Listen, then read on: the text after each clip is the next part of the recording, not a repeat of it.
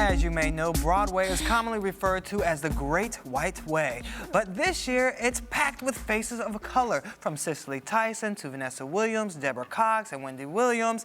The theater world is becoming more and more diverse. Well, here to talk to us about the changing face on the big stage and to tell us all about this year's must-see plays and musical, Broadway expert, Patrick Riley. Hello. Yes, Thanks for having me. I just want to congratulate you both on this wonderful Arise TV impression you're making on the world. We like Happy to be here. Oh, yay. All right. Happy to be here. So let's talk musicals and let's talk Broadway. So, you know, in not so distant past, Broadway was accused of being less than friendly to people of color, but that seems to have changed. Well, let's just say they didn't call it the Great White Way for nothing.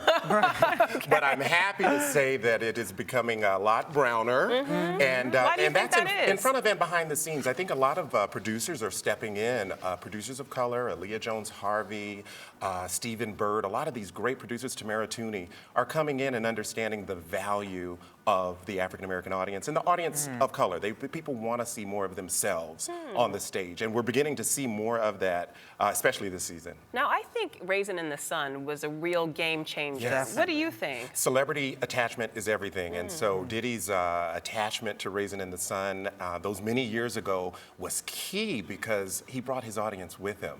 And so all of those booties came to the seat, if you will, and that has become a real big piece. You and I shared the purple carpet at the Oprah Winfrey Presents The Color Purple many years ago. We sure and did. that was another great example of a show that might have been a hit regardless, but once Oprah signed on a couple of months prior, it set the tone for success, box office success. Well, let me ask you, how important is that celebrity appeal? Because do you think they could survive without it? I mean, Alicia Keys was on, you know, she was producing Stick Fly, Jay-Z, many people, P. Diddy. Jada and Will did Fela, exactly. etc. So could it happen without the stars' power? It can happen without, but I don't think there are, but there are not absolutes about it. Alicia Keys, I definitely did bring people to Stick Fly, but it didn't stay open that long, and you know, as long as it perhaps could have.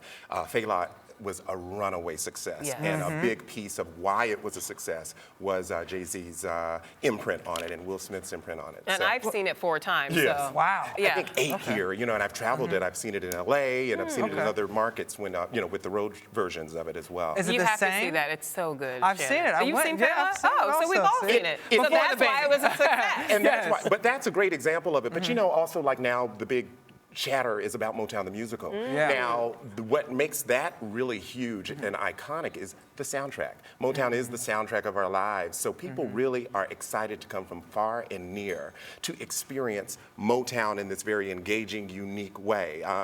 There's nothing like live theater. So you saw Motown. I've seen Motown several times. Several times already. Yes. Okay, so what'd you think of it? I loved it.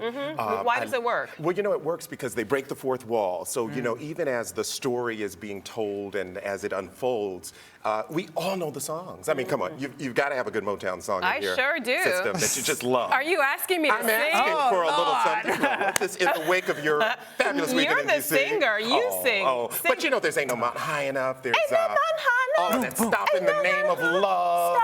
You know, Marvin Gaye's What's Going On, and it takes us on the full ride of Motown. Look at you trying to get in on this. Exactly, Shannon. I got a little song in my heart, too. But I'll tell you what's good about Motown the Musical is that finally, you know, we've seen Broadway and other formats take creative license with Motown's story. And, you know, with that creative license, they kind of altered the truth a little bit. This is Berry Gordy's story. Well, that's one thing he said. He wanted to be true to the story. And he's true to the story, and he tells it all, or he touches on it all, including some of the scandal and the allegations over the years. Well, let me ask you this. A lot of these celebrities who you've mentioned are attached to these projects, but a lot of them, with the exception of P. Diddy, of course, are behind the scenes. Why are some of the celebrities choosing to stay behind the scenes and not demonstrate themselves on stage? Well, you know, it's called taxation with representation. The name is enough. And so these are people who still have vibrant careers. You know, they're recording artists, they're moguls in their lane. So what they do when they come to Broadway is they just offer their name,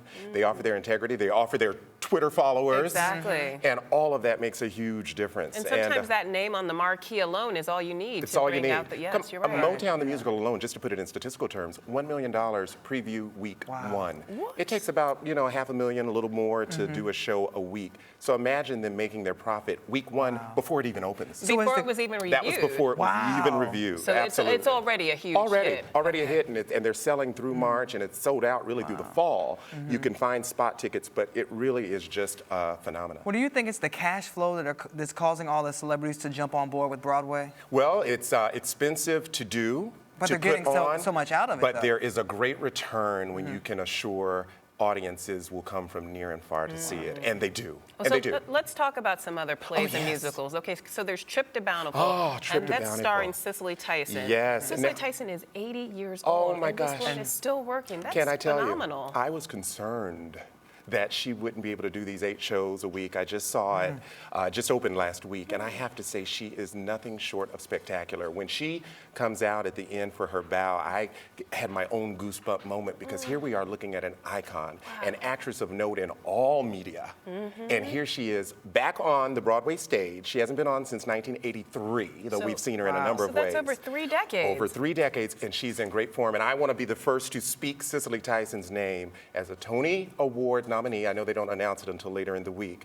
but I really would like to see her win. I think it would be a beautiful, beautiful moment for the Tonys. And she's in that with Vanessa Williams and Cuba Gooding Jr. as well. And Condola Rashad, Condola who is, Rashad. she's the next thing on Broadway. She's the daughter of Felicia and Ahmad Rashad. And she's already been cast in Romeo and Juliet as well. Oh, that's coming up. Absolutely. Yeah, you're getting ahead of me, and I love that. I know. So much going on. Yeah, so exciting. So in the fall, she's going to be doing Romeo and Juliet, and she is, she off Broadway was recognized for her beautiful work in Ruined, and then she did Stick Fly last year. And she was nominated for a Tony. And she was for nominated Stick Fly. for Stick Fly. So it's going to be really exciting to see what happens with her career because she comes from good stock. Right, obviously. She sure Well, does. what about Kinky Boots? I know that's another one that's been getting a lot of press. That's one of my favorites. Billy Porter in a wonderful, whimsical, kind of gender-bending role, fully made up in drag, playing this beautiful part that is adapted from a film that was done in '85. Okay. Cyndi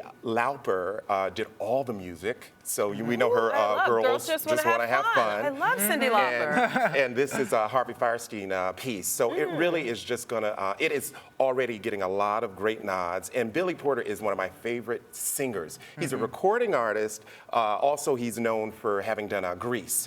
He did the revival in '94. He was the teen angel. Yeah, so he's got a great voice and a great energy that I'm excited for people to see. Kinky Boots. I want to say that one more time. Okay, Kinky Boots. I like that title. Yes. Okay, now what about Little Miss Quavagene Wallace and Annie? Oh, well, now this is the piece. That is Annie is on Broadway, and it is iconic for all the many reasons why it's iconic. It's being adapted into a film. So now this film will be out next year, but it's good to point out that this is the role that would have been Willow's. Willow outgrew the role. Her parents actually are still going to produce this film, so this is a Will and Jada project, an Overbrook project. Okay. Jay-Z's involved as well. So next fall, we will be able to see Miss Wallace in her Oscar-nominated splendor in Annie. Now, what about I'll Eat You Last? What is that about? That is about the wonderful agent, the Hollywood agent, Susan Sue Menger. Yes. She represented everybody in the heyday, from Cher to all the big names, Robert De Niro, etc. This is starring Bette Midler.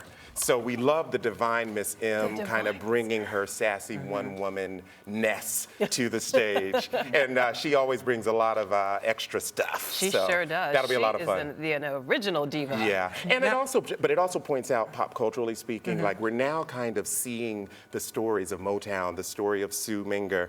These stories are now becoming relevant enough to portray on stage, and our generation and folks that are maybe a little older, maybe a little younger, are excited to see these stories told on Broadway. Now there was just a new one that was just released, and this is for all those boxing fans out there, that Rocky the movie is going to be on Broadway coming up. And it's actually a love story. It is a love story. Now that's going to be out at Adrian!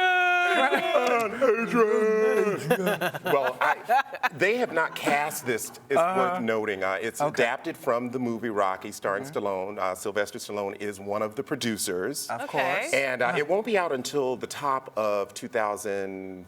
14. We're in 2013 now, right? So it'll be out at the top of 2014. Okay. They haven't announced casting yet, but I mean, maybe I want to go in for Apollo. Oh, you know, the Carl Weathers part. There you go. You know? There you go. So there's going to be another brother There's gonna be on the Broadway stage. We got one in there. Absolutely, absolutely. Well, how are they going to recreate those stairs? That's true. Well, He's they're gonna got to run up the stairs. They'll have to figure all of that out. figure that The out. magic of Broadway. Well, you know, they last season, Magic Bird, you know, kind of chronicled in a very multimedia fashion the rivalry between Larry Bird and Magic Johnson, and they used a lot of really interesting elements, a lot of film elements as well as staged elements. So I'm going to be intrigued to see the staging of Rocky and how that translates. Oh, that's great. Yeah, it'll be at the Winter Garden Theater, though. FYI. Okay, so what are the top 3 we have to see? Yes. The must-sees for me, Motown the Musical. Okay. Trip to Bountiful. Okay. And let's see, a good third one that I think everybody would really enjoy, Pippin. Okay. And Pippin is the remake of that was the Broadway piece for which Ben Vereen he won the Tony in the early 70s. Wow. Okay. It's the story of Emperor Charlemagne's son who could never ever find happiness. He tried war, religion, sex, all of that, and it tells that whole story. So this time it's with Patina Miller, who was in Sister Act last season, and she is actually it's her first time in the role of. This is a role originally meant for a man. It's the lead player is the name of the role, and she is now starring in it and bringing her sass and her amazing triple threat. Talent. I love it. Okay, so Motown, Trip to Bountiful, and Pippin. We got it. The musical. Okay, we got it. Well, always great to have you. Thank you so I'm so much happy for to telling us be about the here. Great Brown Way. Call me anytime. Great Brown. Anytime. Okay, yes, please come back again. Thank you. Yes. All right, take care, Patrick. And we want to know, what are your favorite Broadway musicals, shows, what have you? Tell us about it. Tweet us at AriseTV360.